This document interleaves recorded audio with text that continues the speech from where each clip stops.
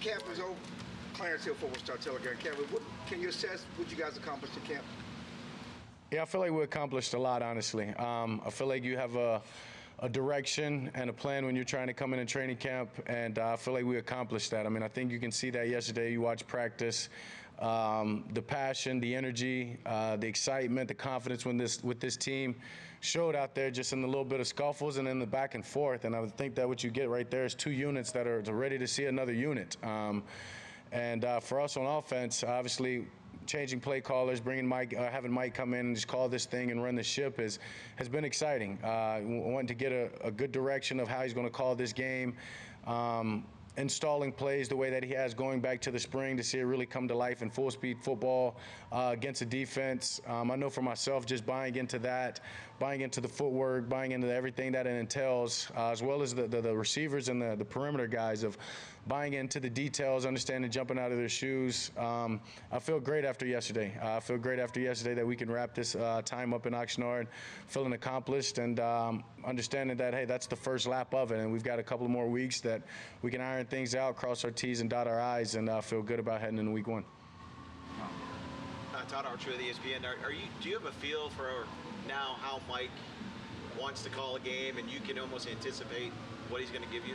Yeah, I mean, I think it goes starts with the communication. Starts with the communication that we had way back in the spring, with the way that he installed plays, with the way that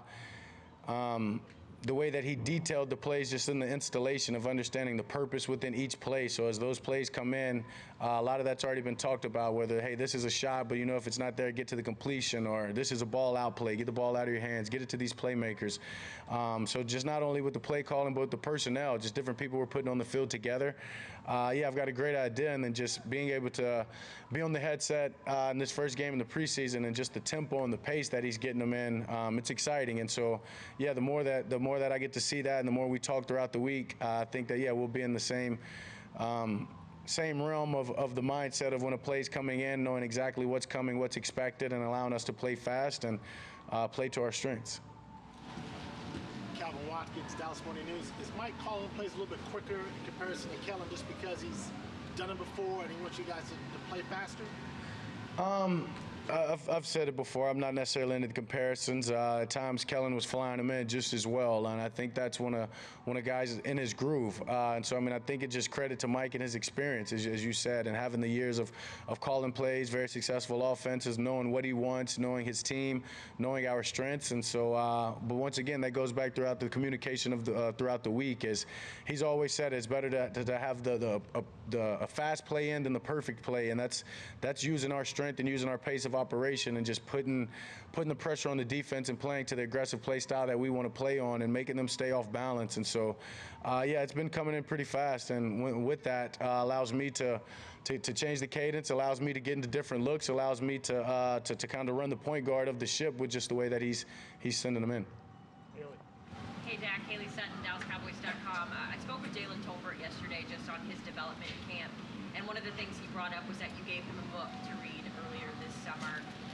He mentioned how much of a mentor you've been to him. Could you just talk about your relationship with Jalen and how you've seen him grow on the field this camp? Yeah, that makes me just, when you say it and break it down like that, that's when I realize, yeah, I'm the old guy now, and passing out books and being the mentor, and it's a blessing, though, and honestly, just for him to say that, yeah, I mean, he's a guy that, I mean, you look from camp last year to camp this year, and night and day. And as I just said over here, it starts from the neck up, and just to see the way that he's approached camp, see the way that he's approached off season. I mean, honestly, going back, I knew he'd have the camp that he had just from the spring, just from the things that he did with his approach, following a great guy like Brandon Cooks, and just learning how to be a pro, learning what's expected of him, and learning that really nobody's going to do it for you. And so he's taking huge strides, super smart guy, and just being able to take that onto the field, use that with just his natural feel of the game.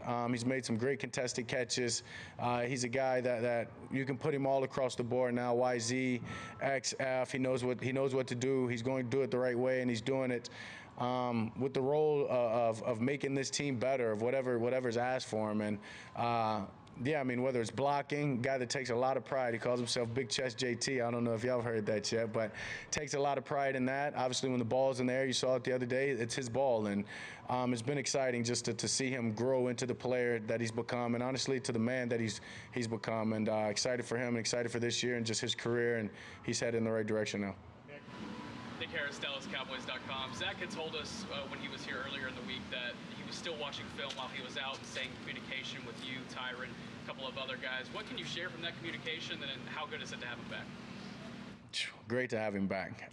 Great to have him back. Will be even more exciting when he's just integrated into the team drills and things like that. But a guy like Zach, as I said before, you know he's going to be ready. You know he was doing everything in that time to make sure that he was ready to go when the business deal was handled. And so, yeah, that's a testament to him, right? To watching the film, being in communication. But for our communication was more of me just supporting him, understand that this is a business. Some of it's business. I've been in a similar position, I guess you can say.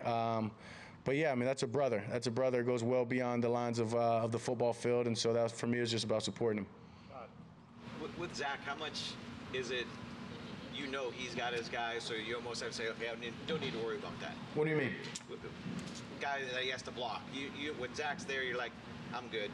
Zach's going to have to do his part. Yeah, I mean, the guy's an all-pro. The guy's a Hall of Famer. I mean, it's just look at what he's done. Look at his resume, 99 on Madden. I mean, I think that's another one that speaks for itself. So, yeah, you don't worry about that side. And honestly, when he comes in, you more importantly, knowing that he's going to block his guy and that's done, what he offers hit the center and what he offers the right tackle is something that I don't think we can really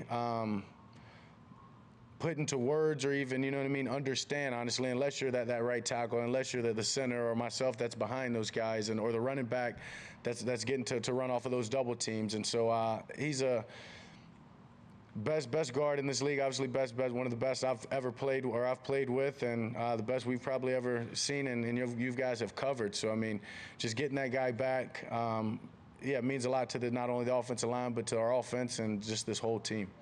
Brad. But you got somebody else you think? Larry Allen. Yeah, I mean, one of them though, right? Larry Allen, him, the last two guards to be 99. So, I mean, hey, I just heard stories of Larry, watched him chase down backers. I see what this guy does.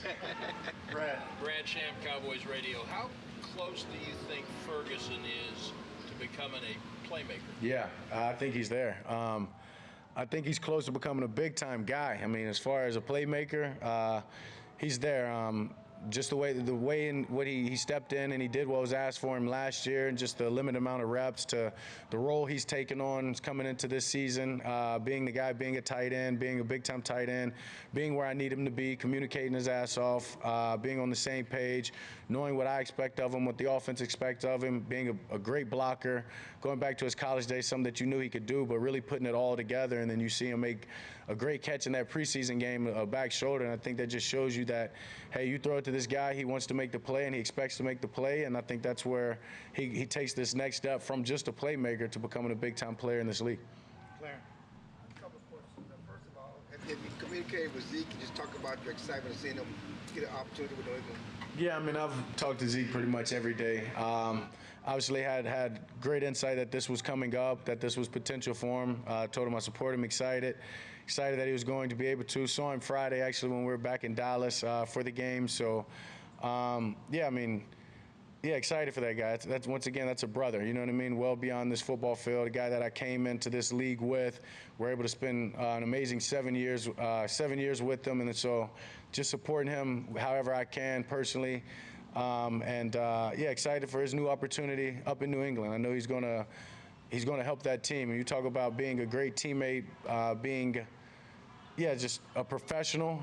There's not many better than Zeke that I've seen in my time, and so I know he's going to help that locker room, just being the ultimate teammate that he is, and hearing how the New England way from guys like Brandon and Stephon, I think he's going to fit in just fine, and I'm excited to watch him, and love his new haircut. He looks younger.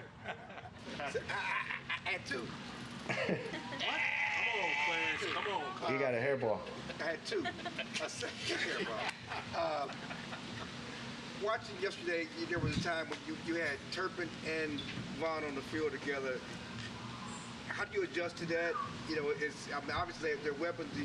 Are you conscious of their height, throwing the ball to them? Just talk about that whole dynamic of how you look at that situation. I mean, the height doesn't really matter. I mean, they understand you don't want to. I mean, when I go to throw, I mean, that just goes back into quarterback school or the time that I spend in training of always changing up your targets to throwing into the net or whatever it may be. As you see a target, you're hitting that target, whether it's high, whether it's low, whether you got to put it up in the air for got to jump or back shoulder. A lot of that just comes naturally and then within the practice of the game. So, but when you're on the field with those two guys, for me, it is get it to their hands as fast as I can.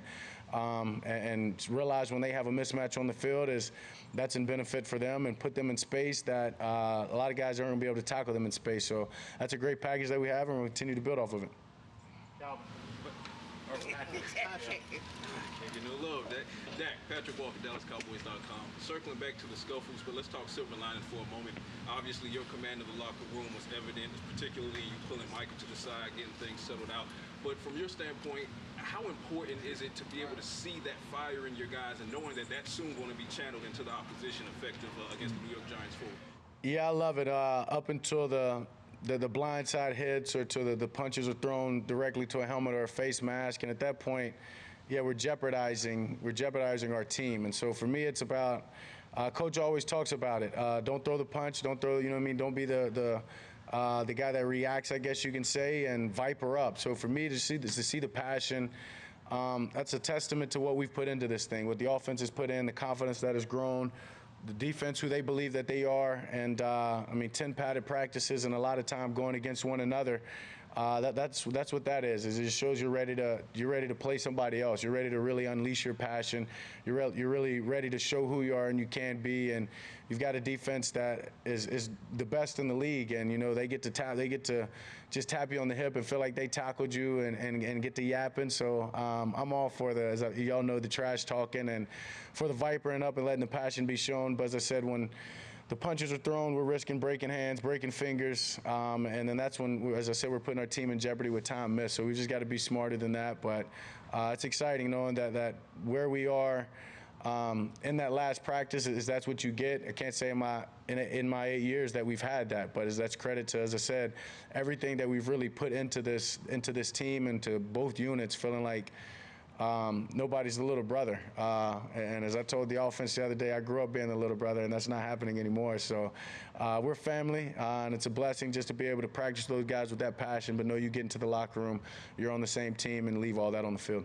Ron said that you guys, that the defense isn't taking any blank from any of the 32 teams, including his own offense. From the offensive side of the ball, do you guys feel that way as well? Yeah, 1,000%. I mean, that just, as I said, is a testament to what we've put into this thing and the confidence that we've had, that we've already had, but then what's grown even more. And so, yeah, that's my point about being a little brother. That's what this team isn't that. Neither unit is that. And we're ready to just go out there and play against other people for the most part. And it's not about proving to anybody but ourselves, and just from one unit to another, and including special teams, and just continuing to build.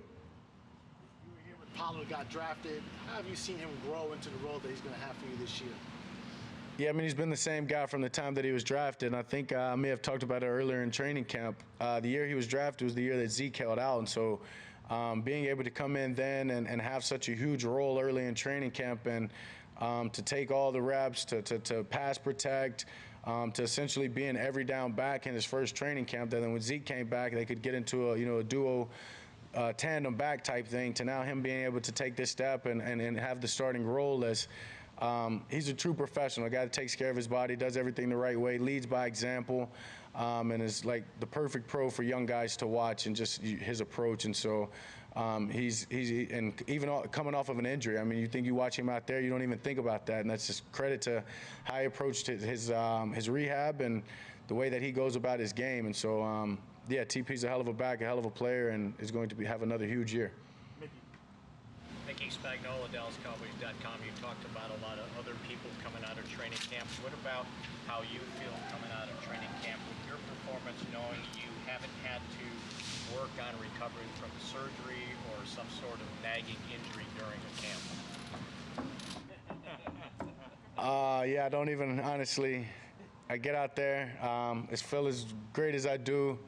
There's a lot of moments that, you know, I don't take anything for granted. I don't think I ever have, to be honest with you. But, like, the way that I feel now, I was talking to my PT Luke the other day of just like, man, there's moments at practice where I do this, where I do that, and I thank God, honestly, in that midst of just of my health and where I feel. And so, yeah, it's been great. It's been 4 years, I guess, if not more, since I've been able to take every snap from the walkthroughs to the training camp or to the practices. Yeah, and so, yeah, I'm just staying in the moment and just thankful for that. I'm going to continue to try to stay on this peak. Wrap it up with Christy. Christy Scales, Cowboys Radio. I want to ask you about John Stevens, because you know he's making the transition from wide receiver to tight end. But what specifically do you want to see him take to the field in preseason game 2 and game 3 as he continues to progress? Yeah, really everything he's done out here in the practice, honestly. He's a guy that, you know, when he walked in initially and they said that was a receiver turned to tight end, you're wondering, is he going to be physical? Can he really make that step? There's guys that try to do it often, and then you get on the field and you see his range, but that was back in the spring. You know, we don't have pads on. Then you get out here in training camp and he's picked up blocking. To hear him talking trash in the locker room about trying to block a guy like Mike or this and that, and him letting him know, hey, that was my first day ever blocking, you know what I mean? So really just taking all that confidence and everything that he's worked on into these next few games. He had a great first game, but it's about consistency in this league, and I think to be able to show that throughout his first training camp is going to be huge, and throughout his first preseason. So he's a guy that I think highly of, that I think has a lot that he can offer this team, and I think he can be a hell of a football player. And so, yeah, just excited for him just continue to go and just keep building off of what he's done here in training camp, and I think the rest will take care of itself. All righty, thank you, Dan. Thank y'all.